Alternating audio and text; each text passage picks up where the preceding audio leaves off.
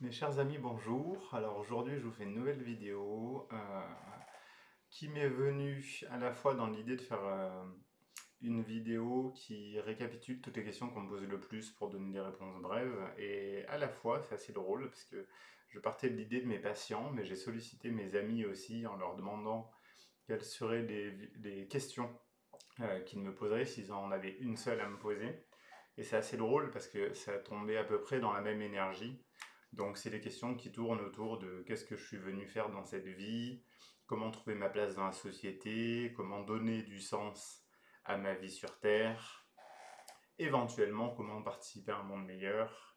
Et c'est vrai que c'est des questions qui me viennent vraiment très souvent. Alors pour aller tout de suite dans le vif du sujet, en fait la première question, et peut-être la seule question que je pose à tous mes patients, c'est qu'est-ce qui te rend heureux? Je pense que notre mission de vie, si on devait en avoir une seule, ce serait de nous rendre heureux sur Terre. Et après, cette question amène toutes nos facettes, nos sous-personnalités, qui nous permettent de nous rendre heureux, à savoir à travers l'amitié, le sport, les activités, les loisirs, la vie de famille, la vie professionnelle, l'art, le voyage. Nous avons des centaines d'éventuelles sources de bonheur. Et nous devons jouer avec toutes ces cartes en main pour nous rendre heureux finalement chaque jour, ou puisqu'on a aussi des périodes de souffrance dans la vie, ou au moins si on faisait une moyenne de tout ça, pouvoir qualifier notre vie d'épanouissante ou de réalisée. Donc à cette question, qu'est-ce qui me rend heureux dans la vie? En général, nous vient des réponses dans un ordre assez précis que vous pouvez très bien mettre sur une feuille. Et si vous êtes quelqu'un de scolaire, essayez de faire ça tous les jours. À chaque fois que vous allez mal, vous dire je lâche mes émotions, je fais quelque chose qui me fait du bien et qui me rend heureux. Et puis, seconde question, qui pourrait être assez double, c'est qu'est-ce qui me fait souffrir? Qu'est-ce qui me rend malheureux? Qu'est-ce qui me fait peur? Donc on va dire qu'elle est triple, cette question. Puisque pour moi, nous sommes à la fois venus sur Terre pour nous rendre heureux, notre âme est venue explorer la joie, et puisque pour la majorité d'entre nous, nous avons déjà expérimenté différentes incarnations, nous sommes aussi venus pour guérir certaines souffrances, certains traumatismes qui nous font répéter des schémas qu'on peut appeler karma, ou que moi j'appelle mécanisme de l'ego. Et en fait, ça veut dire qu'il y a deux chemins. Il y a le chemin de où est-ce que je suis heureux, j'y vais, et où est-ce que je suis malheureux, j'y vais aussi, où est-ce que j'ai peur. Et à cette question, on trouve généralement également d'autres missions de vie, à savoir que pour moi, par exemple, l'idée, puisqu'on a parlé de la société dans laquelle on vit, que ça me fait souffrir de vivre dans une société où il y a des guerres, des injustices, la famine, des drames, des maltraitances, des viols, enfin, tout ce qu'on connaît, bah, forcément, j'ai trouvé mon chemin en partant de l'idée qu'il faut que je fasse tous les jours un peu sur Terre pour ne plus avoir à souffrir de ça. Donc en gros, je veux changer le monde. C'est un peu ce que je m'étais fixé quand j'étais enfant. Et finalement, dans toutes nos missions de vie, quand je participe à un monde meilleur, ça me fait du bien. Donc finalement, c'est pas vraiment être au service d'autrui, c'est aussi au service de soi. Les deux se mélangent, donc dans l'unité. Et à la fois, finalement, qu'est-ce qui me rend heureux? En général, les réponses des gens, c'est être dans la nature, être avec les gens que j'aime, j'aime les animaux. C'est des choses très simples, en fait, qui nous rendent heureux. Et finalement, je réalise que ces deux directions se rejoignent totalement. Ça veut dire que quand je vais mal, je me mets au service d'autrui, donc je m'oublie et je peux être heureux. Et à la fois, dans l'autre direction, quand je vais bien et que je fréquente des gens, ils vont mieux à mon contact. Donc, les deux aspects de la vie me permettent d'aller mieux, d'aller bien et d'être heureux.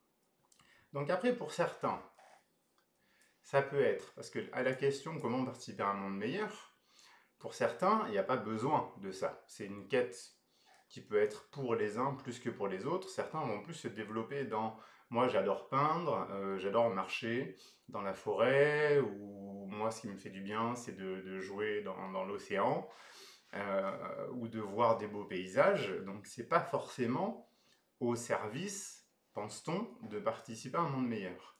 Mais je pense que malgré tout, ça amène de toute façon dans l'énergie. Par exemple, en chamanisme, on bénit la vie, on fait des prières, on fait des rituels au service de la vie, au service du vivant, et je pense qu'en nous rendant heureux, on y participe, consciemment ou inconsciemment. Mais dans la mesure où on veut participer à quelque chose de plus grand, je vous invite à choisir au moins une direction qui vous touche particulièrement.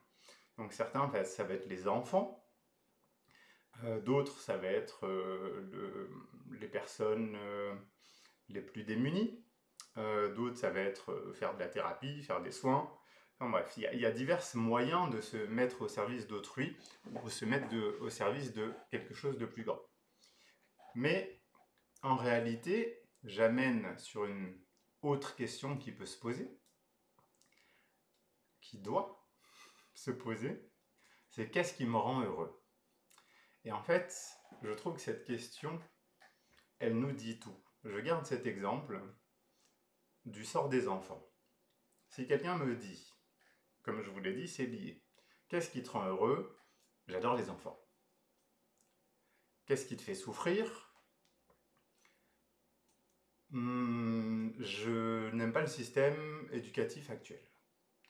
Qu'est-ce qui te fait rêver? Ah, je rêve d'un monde où on éduquerait les enfants mieux, un peu comme école alternative, etc., où on apprendrait aux enfants à être plus dans la spiritualité, à gérer leurs émotions, plutôt que juste à être dans le mental et à réfléchir et à être dans la compétition. Et en fait, les 3 points nous donnent une certaine mission de vie qui serait, dans ce cas, le but, ce serait au moins que tu travailles auprès des enfants, si tu veux en faire un travail, hein. Ou alors que tu te projettes de j'économise dans ce que je fais maintenant, avec peut-être l'objectif de créer une école un jour, ou je rentre en contact avec des gens qui ont des projets de ce genre, et je mets en œuvre peu à peu, parce que ça ne peut pas se faire forcément du jour au lendemain, surtout si on n'a pas de moyens financiers, ou si on n'a pas de réseau humain. Mais en tout cas, mettre en place quelque chose, ou d'ailleurs ça me fait penser à une de mes dernières patientes, où d'autres gens ne sont pas forcément dans la créativité, dans la création d'un projet, mais dans l'intellectualisation d'un projet. Alors autant le mettre sur papier, le mettre en vidéo, le transmettre, écrire un livre sur une éducation euh, meilleure selon nos propres critères, etc., etc. Donc voilà tout ce qui me vient spontanément. J'essaie de faire une vidéo très courte sur qu'est-ce que je viens faire dans cette vie, comment donner un sens à ma vie, comment participer à un monde meilleur, comment trouver ma place dans la société. Je termine enfin avec une question que je ne mets pas dans la même énergie, mais qui est une question qu'on me pose également, qui est suis-je utile? Comment me sentir utile? Et auquel je réponds souvent, et généralement, que nous n'avons pas à être utiles. Nous ne sommes pas des objets. Et ça me fait rire, parce que ça me fait penser à quelqu'un qui m'a parlé récemment d'une relation dysfonctionnelle, ou une personne qui a un comportement dysfonctionnel, et je lui ai répondu la même chose. Je lui ai dit, mais on n'est pas censé être fonctionnel, nous ne sommes pas des objets. Donc, être utile, se sentir utile, je comprends bien le sens profond.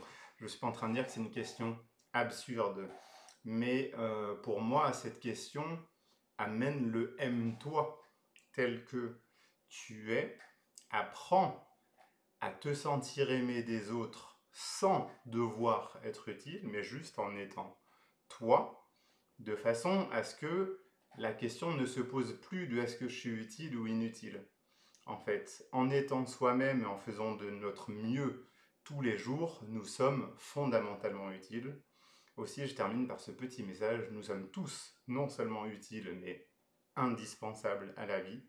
Nous participons tous à un monde meilleur d'une manière ou d'une autre. Alors, à toutes les personnes qui se cherchent, qui se sentent perdues, qui ne trouvent pas leur place dans la société, rassurez-vous, faites-vous du bien. Faites et transmettez des messages d'amour autour de vous et vous serez tout ce que vous pouvez incarner de mieux sur Terre. Merci à tous et à bientôt.